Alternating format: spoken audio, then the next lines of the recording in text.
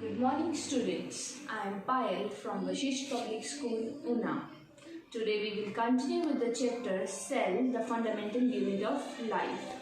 And today's topic is mitochondria and plastids. पहले we will discuss mitochondria.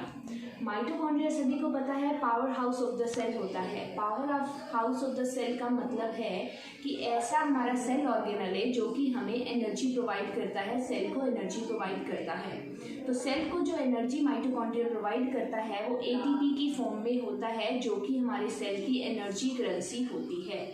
और इसके पास अपने ribosomes and genetic material that is DNA present होता है. अपने राइबोसोम्स हैं तो ये अपने कुछ प्रोटीन्स भी सिंथेसाइज कर लेता है. So let's discuss mitochondria in details.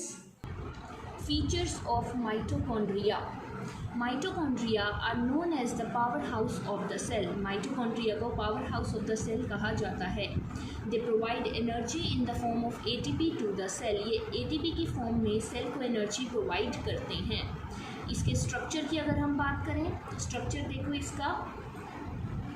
They have two covering membranes. इनके पास दो मेम्ब्रेन कवरिंग होती है. Here you can see one membrane and then अंदर वाली सेकेंड मेम्ब्रेन. बाहर वाली मेम्ब्रेन को हम बोलते हैं आउटर मेम्ब्रेन, अंदर वाली मेम्ब्रेन को हम बोलते हैं इनर मेम्ब्रेन. जो आउटर मेम्ब्रेन होती है दैट इज़ पोरस. यहाँ पे पोर्स प्रेजेंट है जहाँ से कोई भी चीज़ इनसाइड आ सकती है या बाहर की तरफ कोई चीज़ हमारी जाएगी. Then inner membrane. Inner membrane जो होती है folded. Here you can see folds बने हुए हैं, फोल्डेड होती है. अब इन फोल्ड्स का काम क्या होता है? ये फोल्ड्स जो हैं सरफेस एरिया को इंक्रीज़ करते हैं ताकि एटीपी की जनरेशन हो सके कोई भी केमिकल रिएक्शन करने के लिए. So they have two membrane coverings, outer membrane and inner membrane. Outer membrane is porous, inner membrane is folded. These folds create a large surface area for the ATP production या ATP generating chemical reactions के लिए ये porous और folded form में inner वाली membrane होती है. Here you can see it is the structure of mitochondria. बाहर वाली membrane जो है that is outer membrane. ये अंदर वाली मेम्ब्रेन जो है here you can see it is inner membrane. Inner membrane के अंदर वाला जो हमारा पोर्शन है that is called as matrix. उसको हम मैट्रिक्स बोलते हैं. इनर और आउटर मेम्ब्रेन के बीच के स्पेस को हम बोलते हैं इंटर मेम्ब्रेन स्पेस. बाहर वाली मेम्ब्रेन आउटर मेम्ब्रेन, अंदर वाली membrane inner membrane that is in the form of folds. Folds को हम क्रिस्टा भी बोलते हैं. और इन आउटर और इनर मेम्ब्रेन के बीच के स्पेस को बोला जाता है इंटर मेम्ब्रेन स्पेस. और ये हमारी जो फोल्ड्स के बीच में एरिया है that area is called as that green area here it is called as matrix. So this is the structure of mitochondria. Mitochondria के अदर फीचर्स हैं they have their own DNA and ribosomes. इनके पास अपना DNA और ribosomes present होते हैं. DNA genetic material होता है, हमारा जेनेटिक मटेरियल है DNA.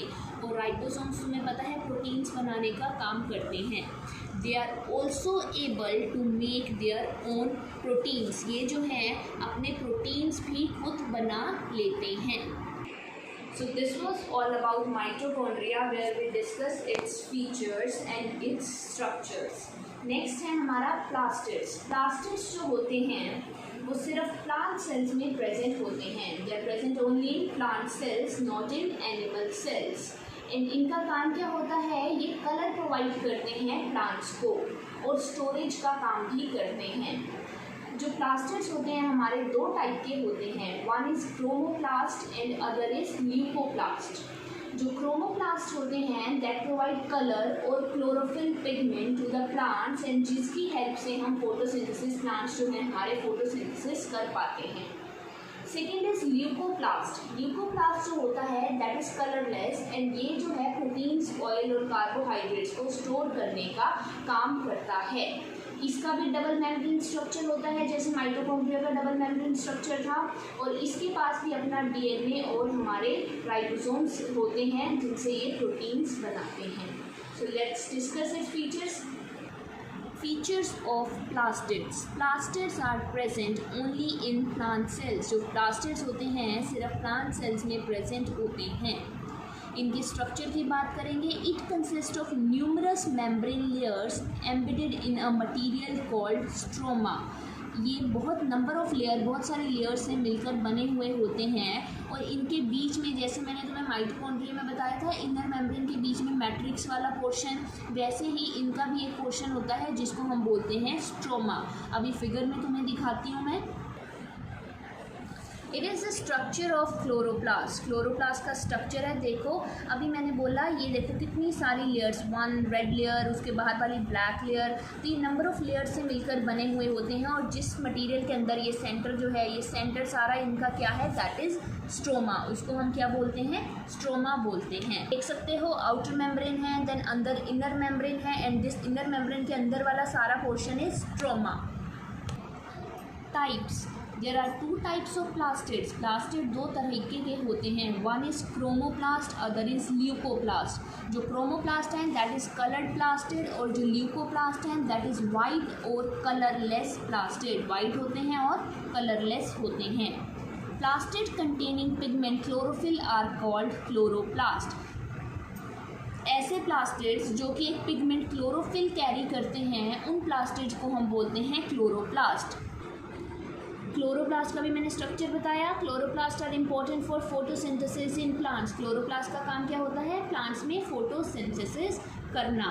They have their own DNA and ribosomes. इनके पास भी अपना DNA that is genetic material, अपना जेनेटिक मटेरियल होता है और राइबोसोम्स भी प्रेजेंट होते हैं और जो कि प्रोटीन्स बनाने का काम करते हैं।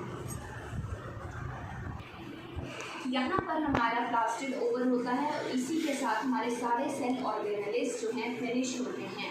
सेल ऑर्गेनेलिस में हमने डिफरेंट टाइप के सेल ऑर्गेनेलिस पढ़े, जिसमें सबसे पहले हमने एंडोप्लाज्मिक रेटिकुलम की बात की जो प्रोटीन्स और लिपिड्स का सिंथेसिस करते हैं।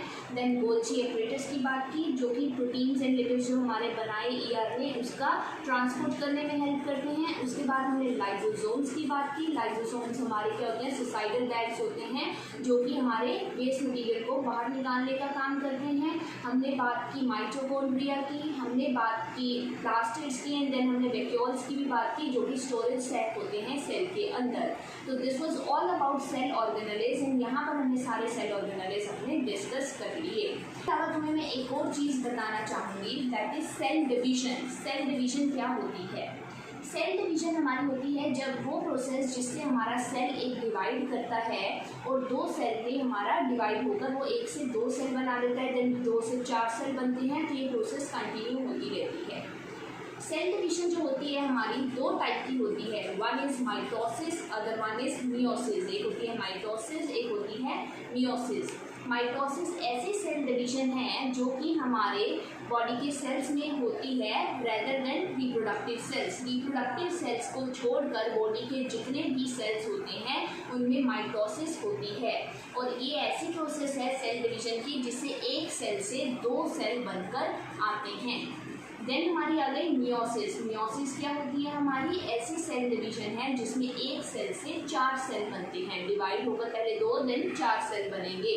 तो दो टाइप की सेल डिवीजन है, माइटोसिस एंड मियोसिस। माइटोसिस जो है बॉडी सेल्स में होती है, सारे सेल्स में हमारे अकर करती है, बस रिप्रोडक्टिव सेल्स में नहीं होती है। बट मियोसिस जो होती है हमारे रिप्रोडक्टिव सेल्स में होती है, बाकी और किसी सेल में नहीं होती है। माइटोसिस में एक सेल से 2 सेल बनते हैं, मियोसिस में एक सेल से 4 सेल बनते हैं। So this is about cell division. So this is all about this chapter cell the fundamental unit of life. यहाँ पर हमारा ये चैप्टर फिनिश होता है और इससे रिलेटेड मैंने जितने भी क्वेश्चन तुम्हें करवाए उन लोगों ने अपनी नोटबुक्स में कर लेने हैं। बाकी फर्दर क्वेश्चन जो हैं हम नेक्स्ट लेक्चर में डिस्कस करेंगे। Thank you.